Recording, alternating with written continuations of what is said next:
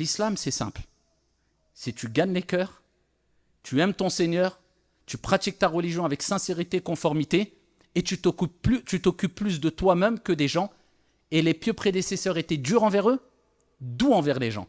Aujourd'hui, illa man rahimallah, sauf celui à qui Allah fait miséricorde. On est dur envers les gens et doux envers nous.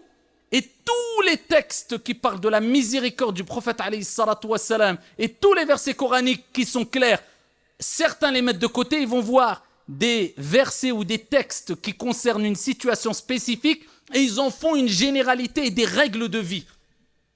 Et ils les utilisent pour diviser, wal'iyadhu billah.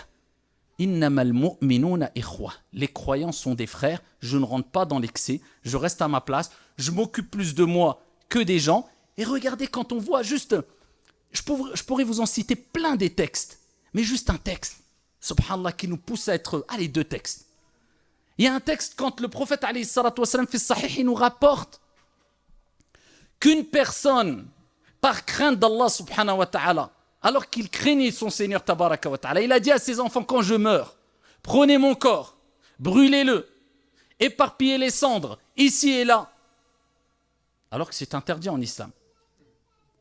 Eh bien, Allah subhanahu wa ta'ala l'a fait ressusciter et l'a interrogé. Pourquoi cet acte-là? Alors bien qu'Allah sache. Et là, ça touche à l'aqida, au dogme. Ce que certains savants ont dit, c'est comme s'ils prétendaient qu'Allah n'allait pas le ressusciter.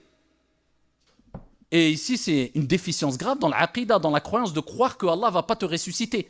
Et quand Allah l'a interrogé, bien qu'Allah sache, eh bien, il a répondu que c'était parce qu'il avait peur des conséquences de ses actes. Il avait peur d'Allah subhanahu wa ta'ala. Il avait peur des conséquences des choses qu'il aurait pu faire dans ce bas monde, comme péché et autres.